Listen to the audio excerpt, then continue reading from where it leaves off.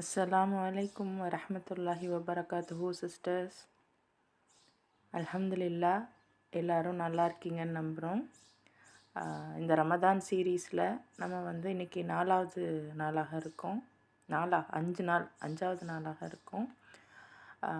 நான் 3 ஜுஸு நல்லபடியாக முடிச்சிருந்தோம். 3 ஜுஸுக்களில் நமக்கு தனிப்பட்ட முறையில் என்னென்ன விஷயங்கள் அல்லாஹ் சொல்லணும்னு நினைக்கிறானோ அதையும், சமூக ரீதியாக நாம் எப்படி இருக்கணும் அப்படின்னு அல்லாஹ் சொல்ல நினைக்கிறானோ அதுவும் நம்ம பார்த்துட்ருந்தோம். இப்போ இன்றைக்கி ஜுஸு 4 கையில் எடுத்திருக்கோம்.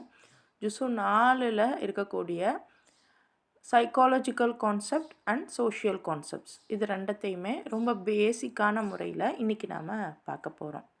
சரியா? இன்ஷா அல்லாஹ். ஸோ ஜுஸு 4ல் இறைவன் என்னென்னலாம் சொல்கிறான் அப்படிங்கிறதுக்கு முன்னாடி, ஜுஸு 4ல் என்னென்ன சூறாக்கள் இருக்குது அப்படின்னு பார்த்தீங்கன்னா, சூரா ஆலு இம்ரானும் சூரா அன் நிசாவும் இருக்கும்.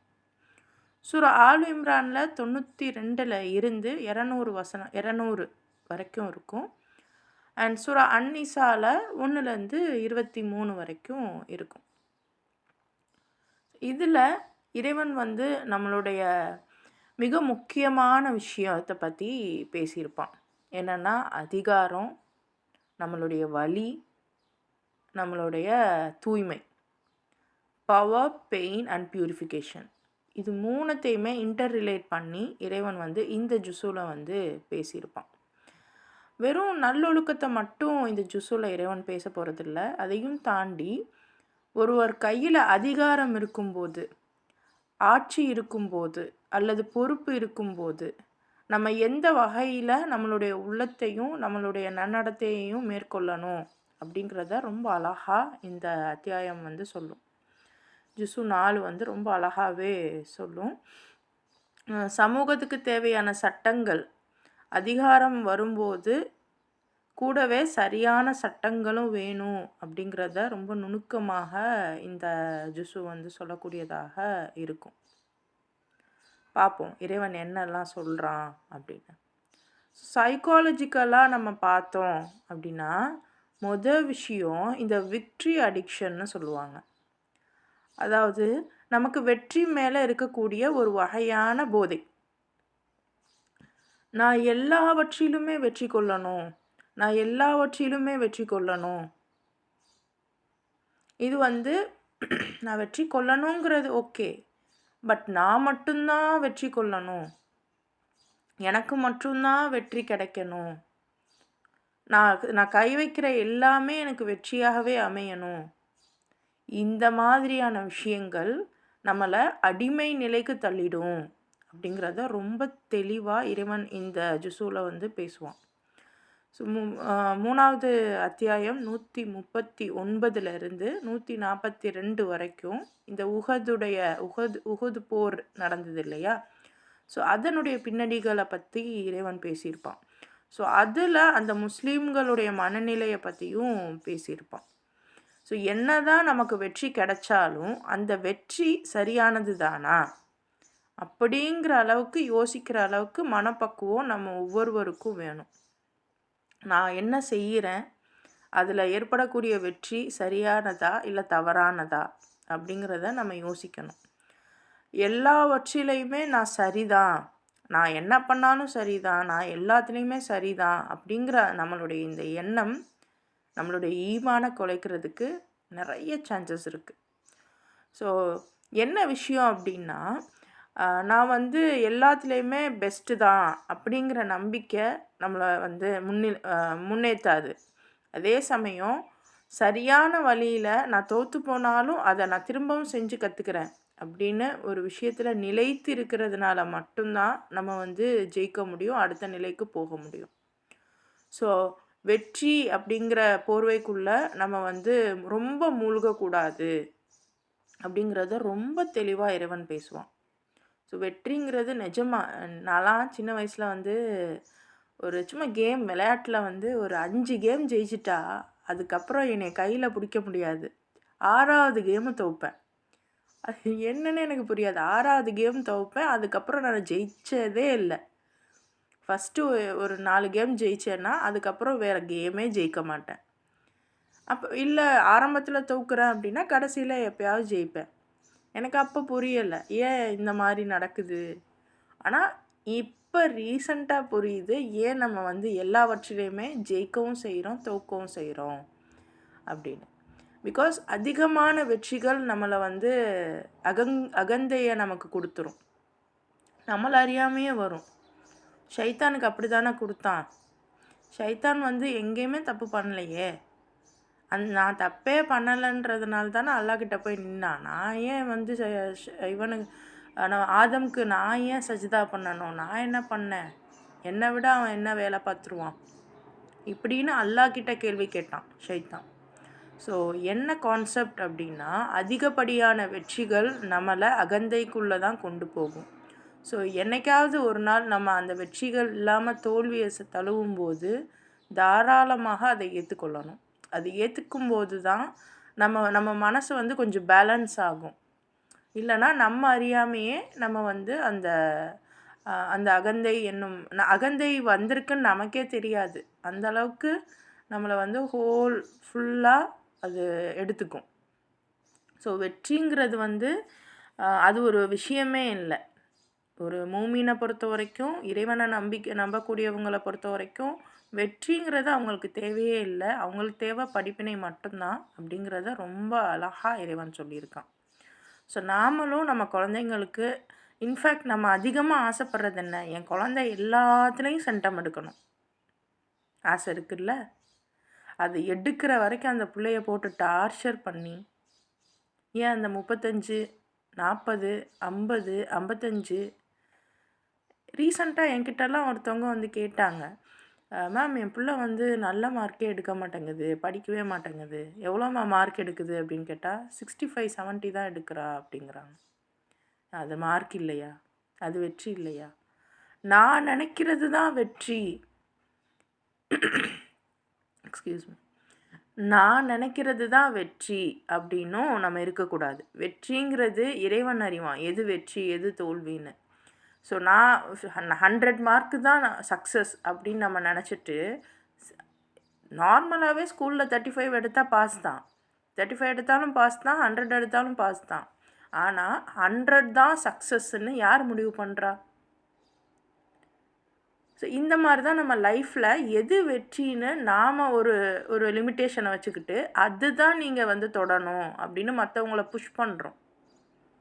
ஸோ அந்த மாதிரியும் இருக்கக்கூடாது, நம்மளையும் நம்ம அந்த அளவுக்கு புஷ் பண்ணக்கூடாது. நம்மளை வருத்துறதுக்கு நமக்கே உரிமை இல்லை. ஸோ வெற்றியுடைய கான்செப்ட் வந்து ரொம்ப தெளிவாக இருக்கும். இந்த 4வது ஜுஸுவை நீங்கள் எடுத்து படித்து பார்த்தீங்கன்னா உங்களுக்கு நல்லா கிளியராக புரியும். எல்லாம் ஒவ்வொரு வார்த்தையுமே வந்து தெளிவாக நமக்கு சொல்லுவான். சரி, இப்போ வெற்றி வந்து அவ்வளோ முக்கியம் இல்லை, தொடர்ந்து வெற்றி பெறுறது வந்து அவ்வளோ அவசியம் இல்லை அப்படின்னு இறைவன் சொன்னதுக்கப்புறம் அடுத்து நமக்கு தோல்வி வருமே. தோல்வி தான் நமக்கெல்லாம் பிடிக்காதே, நம்மளால் தோல்வியை ஏற்றுக்கொள்ளவே முடியாது. அப்போ அந்த மாதிரி சுச்சுவேஷனில் என்ன பண்ணலாம்? ஸோ அதுதான் 2வது கான்செப்டாக இறைவன் என்ன சொல்கிறான் அப்படின்னா, உங்களுடைய அந்த மன அழுத்தத்தை வந்து எப்படி சரி கொண்டு வர்றது. இதை ட்ரௌமா சைக்காலஜின்னு சொல்லுவாங்க. உங்கள் மனசு வந்து ஏதோ ஒரு விஷயத்தால் பாதிக்கப்பட்டிருக்கும். உங்களுடைய தோல்வியாலேயோ உங்களுடைய அவமானத்தாலேயோ உங்களுடைய இன்னும் வந்து அதாவது செயல்பட முடியாது சொல்லுவோம்ல, இந்த ஒரு விஷயத்தில் என்னால் எதுவுமே பண்ண முடியல, கையால் ஆகாத தனம் அப்படின்ற மாதிரி இருக்கும். அதுக்குன்னு வந்து செய்ய மாட்டேன்னு இல்லை, என்னால் முடியல, எனக்கு தெரியல, என்னால் முடியல, நான் முயற்சி பண்ணுறேன் அப்படி இருந்தும் என்னால் முடியல. ஸோ இந்த மாதிரியான நம்மளால் முடியாத விஷயங்களில் நமக்கு வரக்கூடிய அந்த மன அழுத்தத்தை எப்படி நம்ம சரி பண்ணலாம் அப்படிங்கிறத பற்றியும் இந்த ஆயத்துகளில் இந்த அத்தியாயத்தில் நம்மளால் பார்க்க முடியும். ஸோ இந்த உஹுது போரில் வந்து சிலர் வந்து அந்த இடத்த விட்டு ஓடி வருவாங்க. ஸோ இந்த ஒரு இடத்துல அவங்க வந்து ஓடி வந்துட்டோமே அப்படின்னா அவங்க கில்ட்டு, அவங்களுக்குள்ள மனசில் வந்து ரொம்ப ஒரு மாதிரி நம்ம தப்பு பண்ணிட்டோமே அப்படின்னு நமக்கே தோணும் இல்லையா? அது கண்டிப்பாக தோணணும். நான் தப்பே பண்ணதில்லையேன்னு நமக்கு ஒரு காலம் தோணக்கூடாது. எஸ், நம்மளும் தப்பு பண்ணுவோம் தான். அப்படி தப்பு பண்ணிட்டோம் அப்படின்னு நமக்கு கில்ட் ஃபீல் வந்துச்சுன்னா, நமக்கு ஒரு பயம் வந்துச்சுன்னா, நமக்கு ஒரு வெட்கம் வந்துச்சுன்னா, அதுக்கப்புறம் தான் அல்லாஹ் நம்மள அத மன்னிப்பான். ஸோ இந்த போர்ல இருந்தவங்களும் அப்படித்தான். அவங்க நம்ம இந்த கொஞ்சம் தப்பு பண்ணிட்டோமோ, கொஞ்சம் நம்ம இன்னும் நம்ம சரியா பண்ணியிருக்கலாமோ அப்படின்னு அவங்க மனசுல இருந்த அத்தனை கேள்விகளுக்கும் இறைவன் குர்ஆன்ல ரொம்ப அழகா அவங்கள மன்னிக்கிறான். ஸோ இது வந்து கலெக்டிவ் ட்ராமா. அதாவது ஒருத்தர் தப்பு பண்ணா மட்டும் தான் அது நார்மல் ட்ராமா. இங்க ஒரு குரூப்பா அந்த அந்த அந்த சஹாபாக்கள் எல்லாருமே கொஞ்சம் அவங்க புதுசு தான் இல்லையா? அவங்க போர்லாம் புரிஞ்சிருக்க மாட்டாங்க. புதுசு. அப்படிங்கிறப்ப ஏதோ ஒரு இதில தவறு பண்ணிட்டாங்க. ஸோ அந்த தவற அல்லாஹ் ஒத்துக்கிறான். அதாவது அக்னாலெட்ஜ் பண்றான். அக்னாலெட்ஜ் அப்படிங்கிறது புரிந்து கொள்வது. இன்னைக்கு உலகத்திலேயே புரிந்து கொள்வது அப்படிங்கிறது தான் ரொம்ப டிமாண்டா இருக்கு. நம்ம யாராவது நம்ம செய்கிற விஷயத்த நம்ம தப்பு தான் பண்ணிட்டோம் அப்படிங்கிறத முதல்ல நம்ம ஒத்துக்கிறோமா? அதுக்கப்புறம் அதை புரிஞ்சுக்கிறோமா?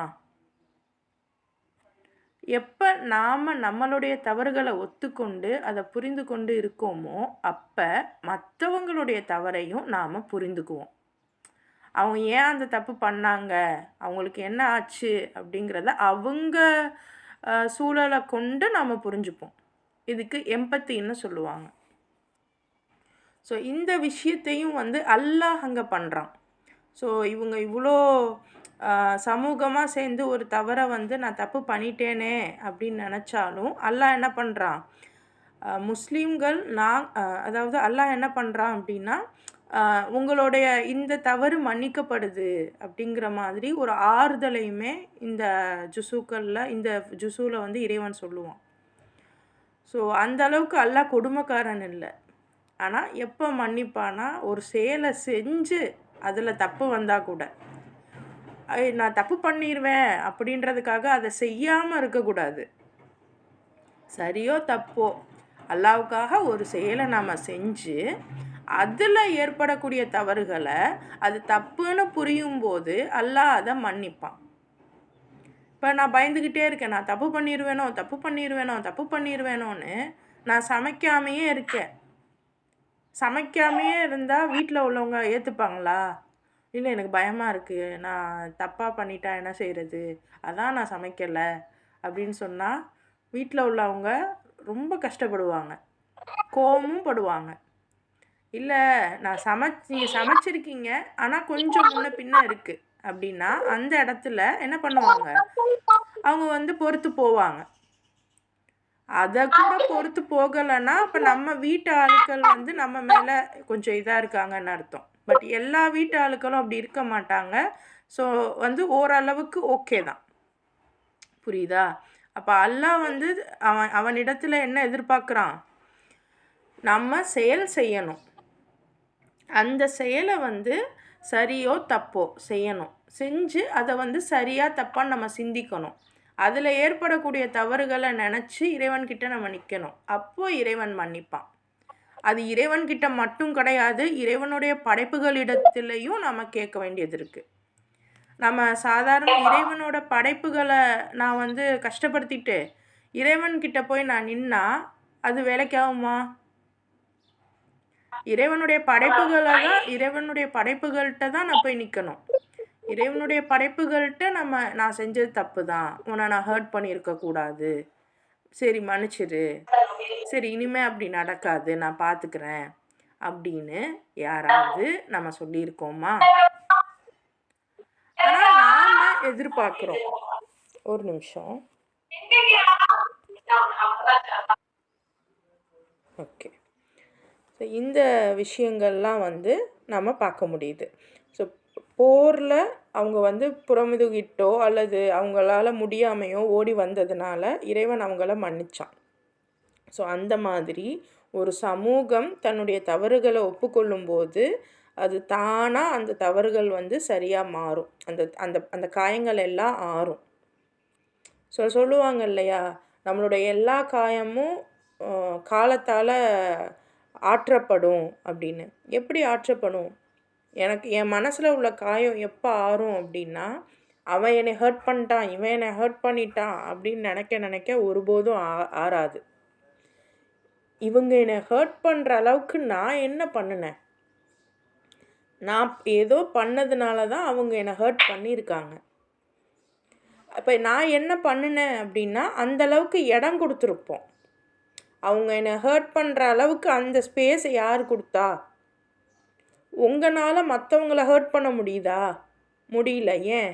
ஏன்னா உங்களுக்கு அந்த ஸ்பேஸை அவங்க தரலை. ஆனால் நீங்கள் அந்த ஸ்பேஸை கொடுத்ததுனால தான் உங்களை அவங்க ஹர்ட் பண்ணுறாங்க. உங்களை அவங்க அதிகமாக வேலைப்பளுவை கொடுக்குறாங்க. உங்களை ரொம்ப சோதிக்கிறாங்க. உங்களை இழிவுபடுத்துகிறாங்க. அது எல்லாத்துக்கும் நம்ம தான் ஸ்பேஸ் கொடுத்துட்டோம். அப்போ நாம் எப்படி அந்த ஸ்பேஸை இனிமேல் கொடுக்காமல் இருக்கிறது? நாம் எப்படி நம்மளை முன்னேற்றி கொள்வது? இதுக்கு பேர் தான் பர்சனாலிட்டி டெவலப்மெண்ட்டுன்றது. என்னுடைய கரியரை நான் டெவலப் பண்ணுறதும் என்னுடைய மற்ற விஷயங்களை நான் டெவலப் பண்ணுறதும் ஒரு புறம் இருக்கும்போது, என்னுடைய ஆளுமை நான் எப்படி இருக்கணுங்கிறத நான் டெவலப் பண்ணுறேன்ல, அது ரொம்ப முக்கியம். அது இருந்துச்சுன்னா யாருமே உங்களை சரியான முறையில் கையாளாமல் தவறான முறையில் கையாள முடியாது.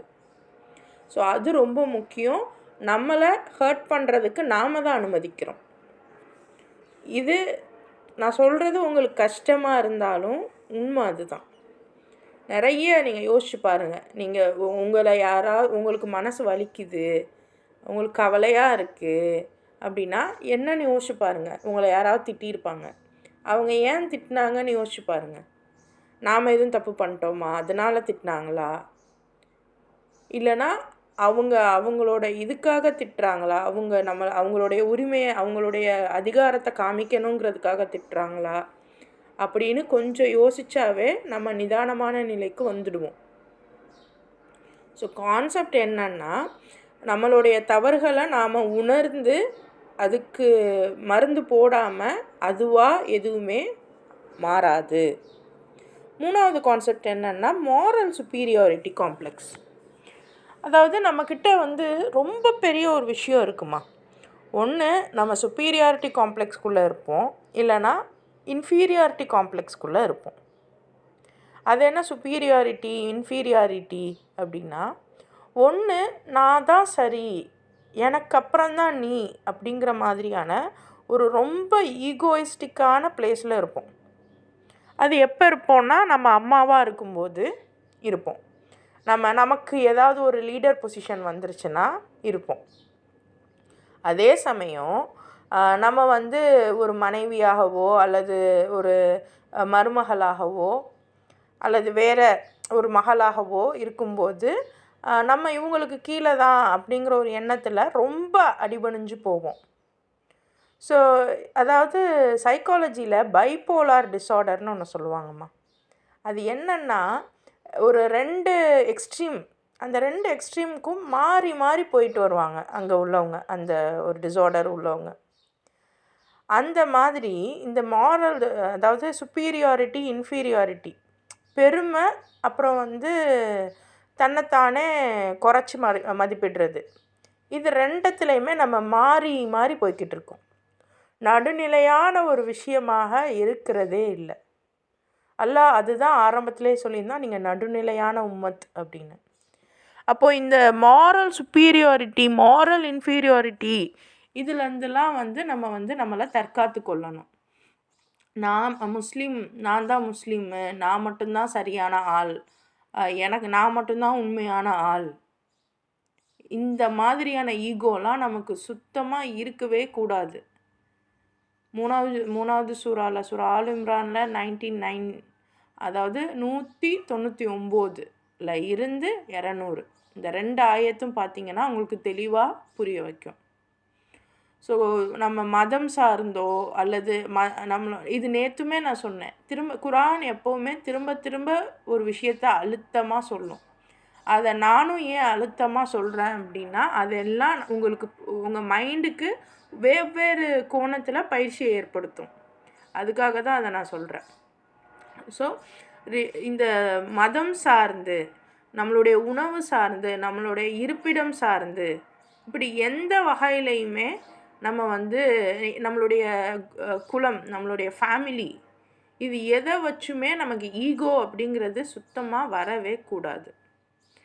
அப்போ அதுக்கு பதிலாக இறைவன் தக்குவா அப்படிங்கிறத பேசுகிறான். தக்குவா அப்படின்னா பணிவோடு இருக்கணும். நம்ம என்னதான் நம்ம வந்து நம்ம சரியான பாதையிலேயே இருந்தாலுமே அந்த இடத்துல ஒரு பணிவு வேணும். நம்ம எந்த அளவுக்கு நல்லா பாருங்களேன், உங்கள் கூட ஒரு 4 பேர் இருக்காங்க. அந்த இடத்துல எனக்கு எல்லாமே தெரியும் அப்படின்னு பேசிக்கிட்டே இருக்கிறவங்கள உங்களுக்கு பிடிக்குமா? இல்லை நீங்கள் பேசுகிறத கேட்குறவங்கள உங்களுக்கு பிடிக்குமா? அப்போ நீங்கள் பேசுகிறத ஒருத்தவங்க கேட்குறாங்க, அமைதியாக பொறுமையாக கேட்குறாங்க அப்படின்னா நீங்கள் என்ன நினச்சிடக்கூடாது, அவங்களுக்கு ஒன்றும் தெரியலைன்னு நினச்சிடக்கூடாது.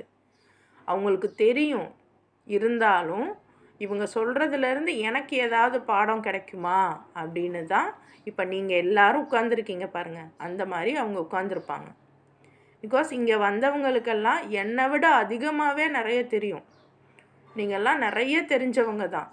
ஆனாலும் காது கொடுத்து கேட்குறீங்க அப்படின்னா இவங்க வேறு ஏதாவது ஒரு கோணத்தில் நமக்கு தெரியாத ஏதாவது ஒரு விஷயம் அவங்க சொல்லுவாங்களா, இல்லை இது நம்ம புரிஞ்சுக்கிறதுக்கு வேறு ஏதாவது நமக்கான வாய்ப்பாக இருக்குமா அப்படின்னு ஒன்றிணைந்திருக்கோம் இல்லையா?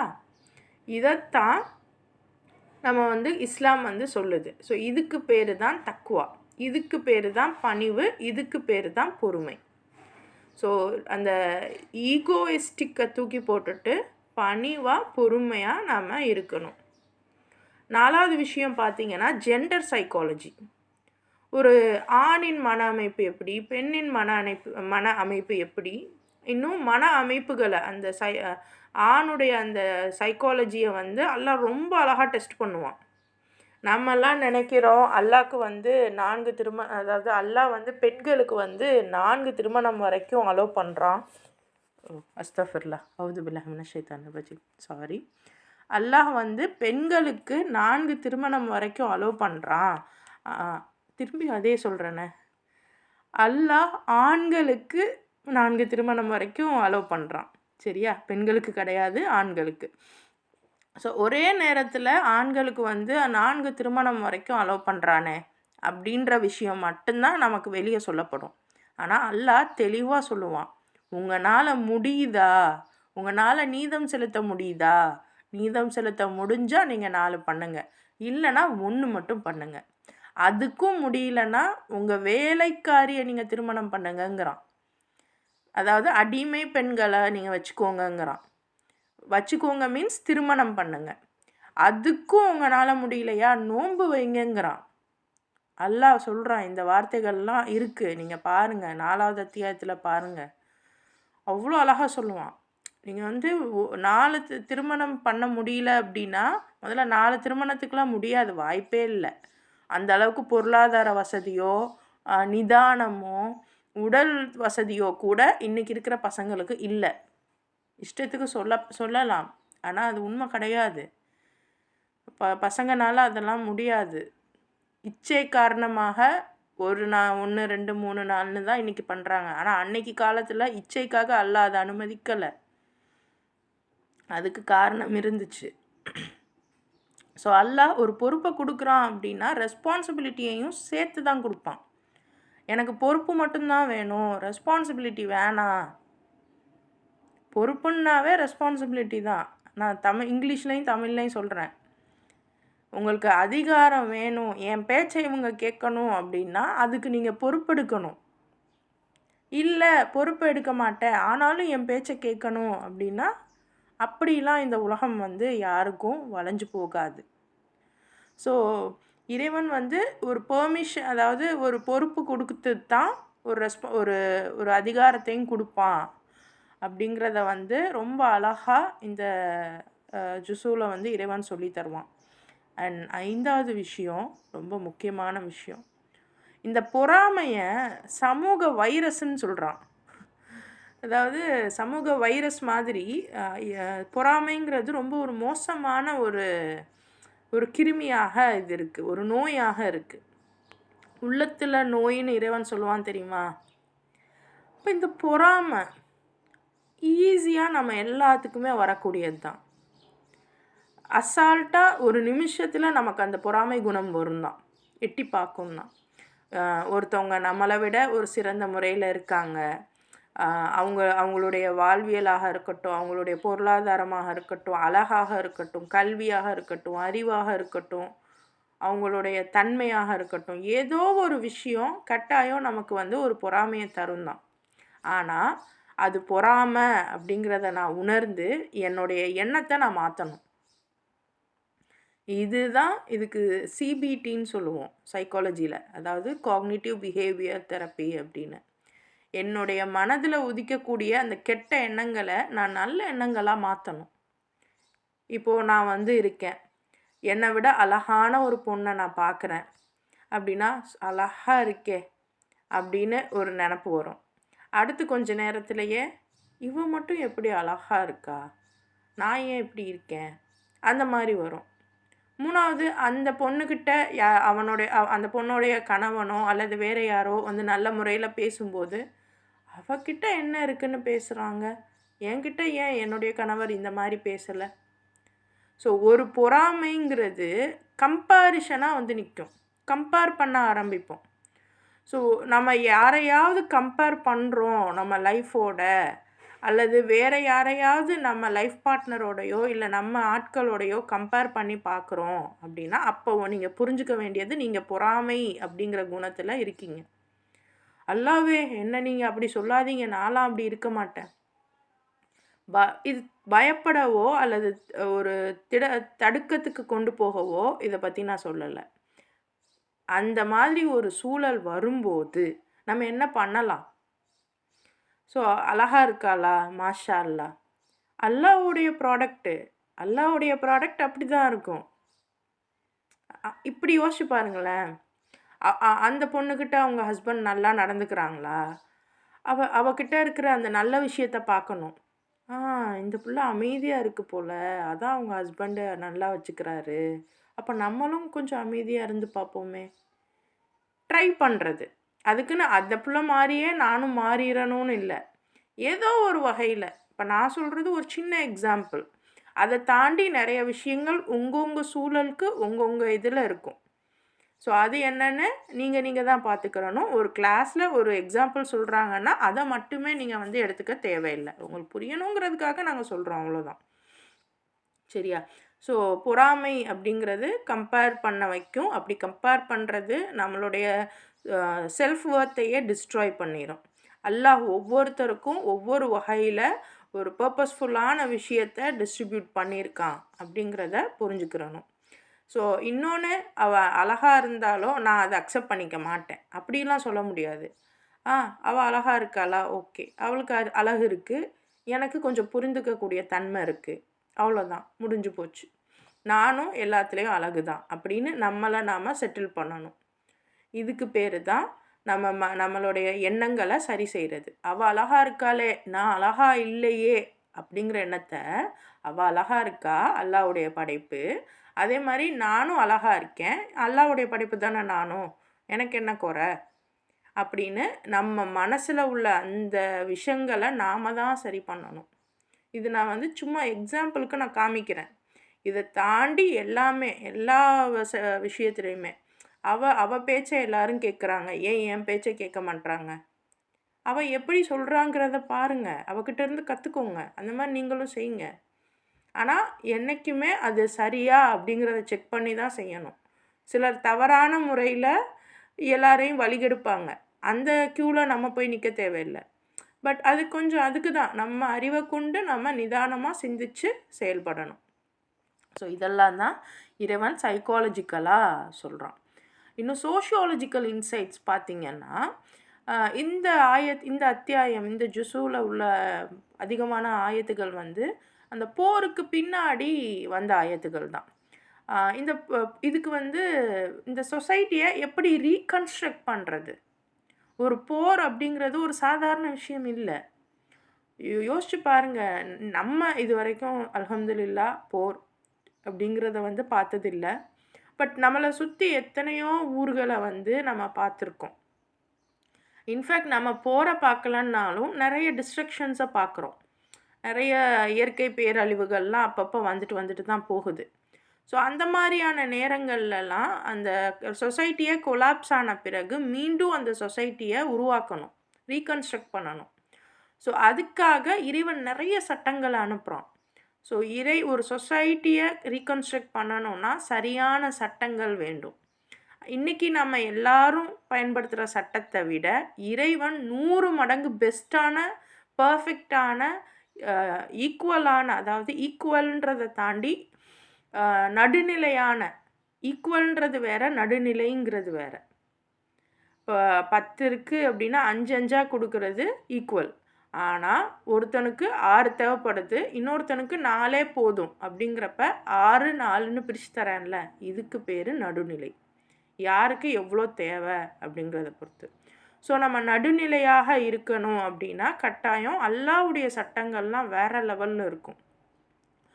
வாரிசு சட்டம், பெண்ணுரிமை சட்டம், அனாதைகளுக்கு எப்படி பாதுகாப்பு கொடுக்கணுங்கிற சட்டம், இதெல்லாம் வரும். சட்டங்கள் ரொம்ப நிறைய சட்டங்கள் இருக்கும். இன்னும் இன்ஹெரிட்டன்ஸ் லா, 2வது சோஷியல் ஆஸ்பெக்ட் என்னன்னா, அதாவது வாரிசுரிமை சொத்து. வாரிசு அப்படின்னாவே நம்ம நினைக்கிற மாதிரி உங்களுடைய சொத்துக்கள் வெறும் உங்களுடைய குழந்தைகளுக்கு மட்டும் போகிறது கிடையாது. இன்றைக்கி நிறைய நிறைய முஸ்லீம் வீடுகள்லையே குழந்தைங்களுக்கு மட்டும்தான் நம்ம சொத்தை கொடுக்குறோம்.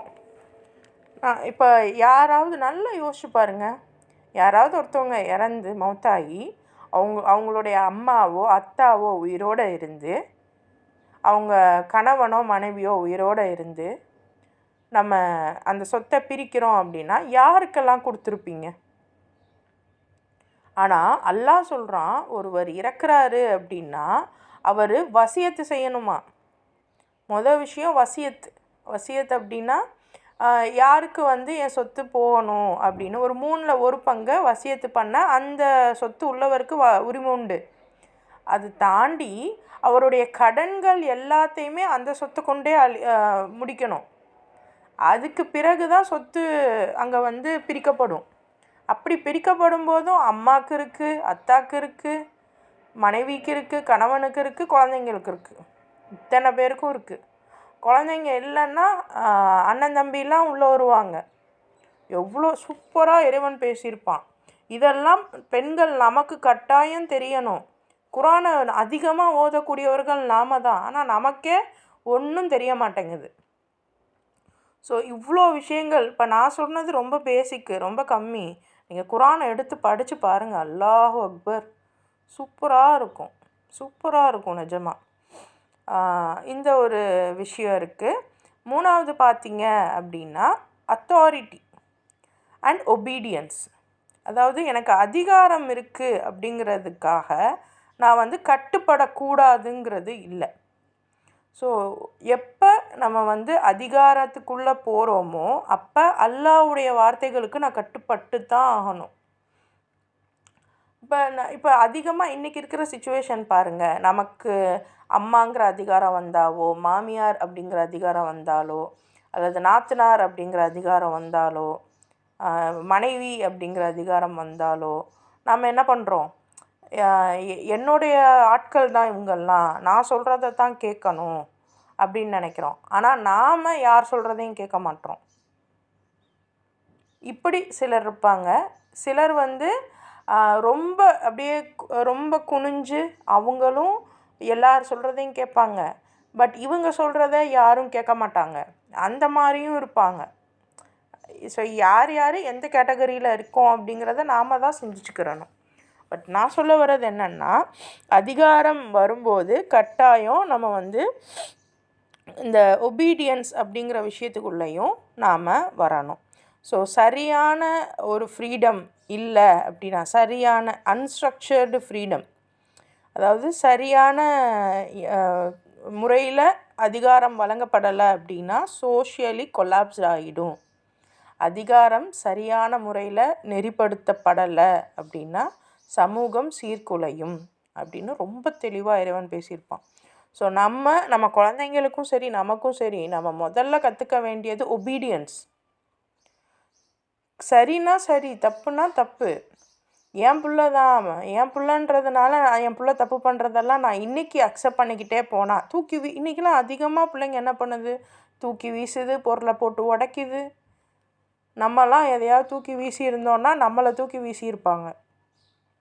பட் இன்றைக்கி வந்து அந்த மாதிரி பண்ணுறதெல்லாம் புள்ள வந்து சேட்டை பண்ணுது, புள்ள வந்து செல்லம் கொஞ்சுது அப்படின்னு நாமளே வந்து இது பண்ணிக்கிறோம். ஆனால் ஒரு ஒரு கட்டத்துக்கு மேலே இன்றைக்கி நிறைய பேர் சொல்கிறாங்களே, நிறைய கவுன்சிலர்ஸ் என்ன சொல்கிறாங்க பாருங்கள். அவங்கக்கிட்ட வர்ற குழந்தைங்கள்லாம் ஒரு 14-15 ஏஜுக்கு அப்புறம் தான் கூட்டிகிட்டு வராங்க. அப்போ வந்து என் பிள்ளை என்னால் கண்ட்ரோல் பண்ண முடியலன்னு சொல்கிறாங்க. 14-15 ஏஜில் எப்படி கண்ட்ரோல் பண்ண முடியும்? 7 வயசில் கண்ட்ரோல் பண்ணணும். அல்லாஹ் சொல்கிறான், 7 வயசில் உங்கள் குழந்தைங்கள தொழுக வைங்க, 10 வயசில் தொழுகலைன்னா அடிங்க. அது தொழுகைக்கு மட்டும் இல்லை, எல்லாவற்றுக்கும் நீங்கள் தான் பொருத்திக்கணும். ஸோ இந்த மாதிரி ஒபீடியன்ஸ் அப்படிங்கிறது ரொம்ப முக்கியம் அப்படிங்கிறத இறைவன் பேசுகிறான். 4வது விஷயம் பார்த்திங்கன்னா பொறுப்புணர்வு. இந்த சமூகம் வந்து வெறும் இமோஷனால் கட்டமைக்கப்படலை, பொறுப்புகளால் கட்டமைக்கப்பட்டிருக்கு அப்படின்னு இறைவன் ரொம்ப தெளிவாக சொல்கிறான். இன்றைக்கி அதிகமாக யோசிச்சு பாருங்களேன். இப்போ ரீசண்டாக வந்து ரொம்ப ட்ரெண்டிங்கான விஷயம் என்ன அப்படின்னா, எல்லோரும் வந்து நெக்ஸ்ட்டு நம்ம வந்து விஜய்க்கு தான் வந்து நம்ம ஓட் போடணும். இந்த மாதிரி சின்ன பிள்ளைங்கள்லேருந்து பெரியவங்க வரைக்கும் யோசனையே இல்லாமல் பேசிகிட்டு இருக்காங்க. ஸோ அதுக்குன்னு நான் இன்றைக்கி பாலிட்டிக்ஸை பற்றிலாம் பேச வரல. பட் அப்பார்ட் ஃப்ரம் தட் அவங்க ஏதோ இமோஷ்னலாக கனெக்ட் ஆகி பேசிகிட்டே இருக்காங்க. ஆனால் ரியாலிட்டி என்ன, அரசியல்னால் என்ன, ஓட் போட்டால் என்ன நடக்கும், ஓட் போடலைன்னா என்ன நடக்கும், இது வரைக்கும் நமக்கு என்ன நடந்துக்கிட்டு இருக்கு, இது எதுவுமே நம்ம யாருக்குமே தெரியாது. ஆனால் ஒரு இமோஷ்னலாக சில விஷயங்களை நம்ம எடுத்துக்கிட்டு இருப்போம். ஆனால் உண்மை என்னென்னா, இந்த சமூகம் இமோஷ்னலாக கட்டமைக்கப்படலை, அது சட்டங்களால் கட்டமைக்கப்பட்டிருக்கு. அந்த சட்டங்கள் எல்லாமே நம்மளுடைய பொறுப்புகள். ஸோ சொசைட்டி பாலிட்டிக்ஸை பற்றி ரொம்ப தெளிவாக இறைவன் பேசுவான். நம்ம இதை பற்றிலாம் நம்ம யோசிச்சே இருந்திருக்க மாட்டோம். ஆனால் இதெல்லாம் தான் குர்ஆன். சொசைட்டி இப்படி தான் இருக்கணும், நீ இந்த முறையில் தான் நடந்துக்கிறணும் அப்படின்னு ரொம்ப அழகாக இறைவன் வந்து சொல்லுவான். ஸோ இந்த விஷயங்கள் எல்லாம் இந்த குர்ஆனில் இந்த 4வது ஜுஸுவில் இருக்குது. கோர் மெசேஜ் அப்படின்னு பார்த்திங்கன்னா, இந்த ஜுஸுவில் நம்மளுடைய பவரை இறைவன் டெஸ்ட் பண்ணுறான். நம்மளுடைய அந்த அதிகாரத்தை நம்ம எப்படி பயன்படுத்துகிறோம், நமக்கு கொடுக்கப்பட்ட அந்த ஒரு நல்ல பெயராக இருக்கட்டும், நமக்கு கொடுக்கப்பட்ட எந்த ஒரு நற்விஷயமாக இருக்கட்டும், அதை நம்ம எப்படி பயன்படுத்துகிறோம் அப்படிங்கிறத டெஸ்ட் பண்ணுறான். 2வது விஷயம் நம்மளுடைய அந்த மன பிரச்சனைகள், ட்ரௌமா, இதை வந்து இறைவன் ஹீல் பண்ணுறான். அப்படி ஹீல் பண்ணுறதுக்கு என்ன பண்ணணுங்கிறத சொல்லித்தரான். லீகலாக இந்த சொசைட்டியை எப்படி பில்ட் பண்ணணும், என்னென்ன சட்டங்கள் வேணுங்கிறதெல்லாம் இறைவன் சொல்லித்தரான். நம்மளுடைய ஈகோ, நம்மளுடைய சூப்பர் ஈகோவை எப்படி கண்ட்ரோல் பண்ணுறது. நான் இப்போ சைக்காலஜிக்கலாக பேசலை, நார்மலாக பேசுகிறேன். ஸோ எனக்கு இருக்கக்கூடிய அந்த சுப்பீரியாரிட்டி காம்ப்ளெக்ஸ், அந்த ஈகோவை நான் எப்படி வந்து கண்ட்ரோல் பண்ணுறது, எப்படி பேலன்ஸ் பண்ணுறது அப்படிங்கிறத பேசுகிறான். சொசைட்டியை எப்படி வந்து கண்ட்ரோலாக வச்சுக்கிறது, அதாவது ஸ்ட்ரக்சராக வச்சுக்கணும் அப்படிங்கிறத பற்றிலாம் இறைவன் சொல்கிறான். ஸோ இறைவன் வந்து நம்மளுடைய உள்ளத்தை சோதிக்காமல் நமக்கு எப்போவுமே அதிகாரம் கொடுக்க மாட்டான். அதிகாரத்தை கட்டுப்படுத்துறதுக்கு கட்டாயம் சட்டம் இருக்கும். ஸோ இறைவனுடைய பிடியில் தான் நம்ம எப்போவுமே இருப்போம் அப்படிங்கிறத ரொம்ப அருமையாக இந்த ஜுஸு வந்து நமக்கு விளக்கும். சரியா? அல்ஹம்துலில்லாஹ். நான் சொன்னதெல்லாம் ரொம்ப பேசிக், ரொம்ப மினிமம். இதை நீங்கள் ஓதி பாருங்கள். அல்லாஹ் அக்பர். உங்களுக்கு நிறைய விஷயங்கள் புரியும். யாரும் வந்து எனக்கு இந்த மாதிரி தொடர்ந்து குர்ஆனுடைய ஒவ்வொரு ஆயத்தையுமே இன்றைக்கி இருக்கிற விஷயத்துப்படி புரிஞ்சுக்கிறணும் அப்படின்னு விருப்பம் இருக்குது அப்படின்னா, தாராளமாக நம்மளுடைய ஈவினிங் கிளாஸ்க்கு கூட நீங்கள் வந்து என்ரோல் பண்ணிக்கிடலாம். ஸோ அதை பற்றி உங்களுக்கு டீட்டெயில்ஸ் வேணும்னா நீங்கள் என்னுடைய நம்பருக்கு காண்டாக்ட் பண்ணி கேளுங்க. வாட்ஸ்அப்பில் நான் உங்களுக்கு பதில் சொல்கிறேன். சரியா? அல்ஹம்துலில்லாஹ். இன்றைக்கான கிளாஸ் வந்து உங்களுக்கு புரிஞ்சிருக்கும், உங்களுக்கு பயனுள்ளதாக இருக்கும்னு நாங்கள் நம்புகிறோம். இன்றைக்கி நீங்கள் என்ன